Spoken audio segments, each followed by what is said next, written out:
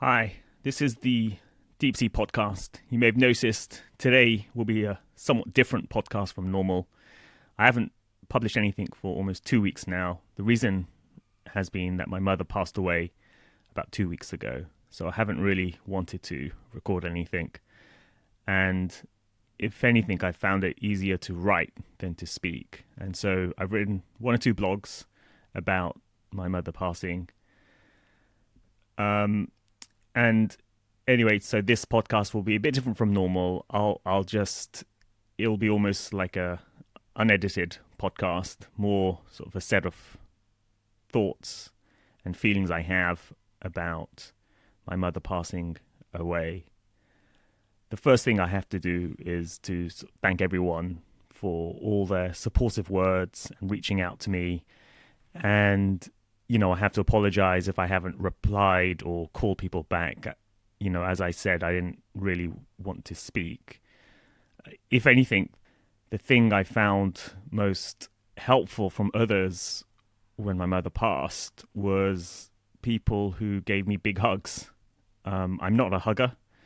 Perhaps I'm too British for that, but I did find that people who gave big hugs to be the thing that really I found most supportive.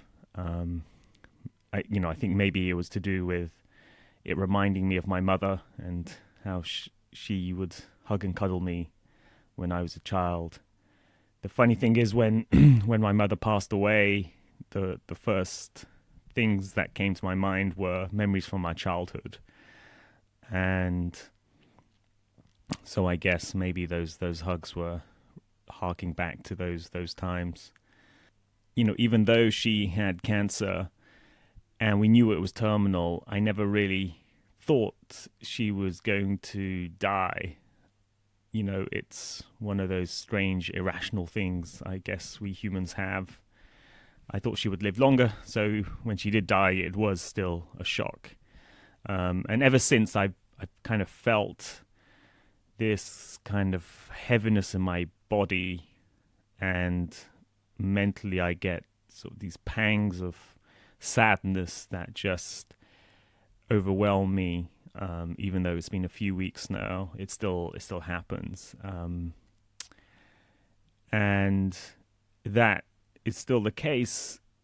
Again, I haven't lived with or close to my mother for almost 25 years. I live in London. My mother lives in Oxford. I would visit, of course, but it wasn't the same as being in the same town as her.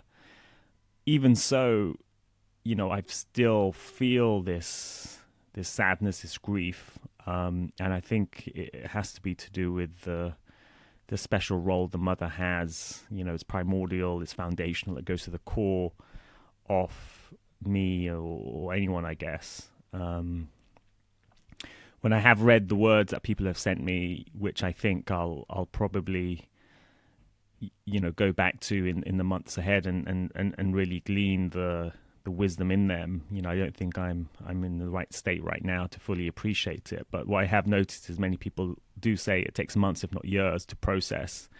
And that void that, your mother passing away leaves, that void remains with you. And if anything, you don't necessarily want that void to go away. It's part of who you are now. And I can see that. It feels like it's one of those transition points in life which makes you mature as a person. A bit like when you first leave home, that's an important transition point, or when you get married, or when you have kids. There's all these critical events in your life that just force you to grow up. And I can see why, older people, or elders as I would call them, do have these life experiences that that others or myself don't have. They've been through this, and it just forces them to grow up and have a perspective that you wouldn't otherwise have. Another thing through this experience I've noticed is my father has been a real sort of rock of stability throughout all of this. A few of the uncles, when I say uncles, it's basically sort of my father's friends and older people in the community I grew up in. We call everyone auntie and uncle. out of a sign of respect. Everyone would call him old school, and I think part of that is because he is very stoic and not super emotional, but and also he wears a suit and tie every day. I didn't quite notice that. I just thought that was normal, but it is only a few sort of people, I guess, of his age, would every day wake up and wear a suit and tie. He's old school. He's been very stoic, and he's very philosophical. He sees life as a temporary point. We all die, and then we pass on, and our kind of spirit lives on. So I've had a kind of a newfound appreciation for him. Another thing I've been doing is I've been returning to spend time with my family in Oxford since my mother passed, and we've been going through old photo albums, and I've been discovering photos I've never seen before. So it's almost like I'm kind of learning and reacquainting myself with my mother, or not even acquainting myself, I should say, with my mother. So I've kind of seen a side of her, especially her younger years, where I never kind of saw that, So it's almost like I'm getting to know a new side of her, a new person. And so strangely, through her death, I'm living with her again. And so that's been, one of the nicer ways of living with her memories after she's passed away.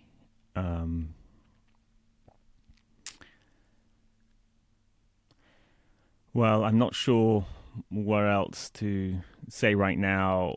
I'm finding it not as easy to voice, how I'm feeling. I find it easy to write than to use to speak words. It's only been 2 weeks, so it's all still quite raw. And so, I'll probably end this podcast here. I probably will start resuming my normal sort of podcasts, which are more polished, more edited, about books and other things that I normally talk about. So apologies if I'm kind of rambling, but thanks for that. But thanks for listening, and you'll hear from me again soon.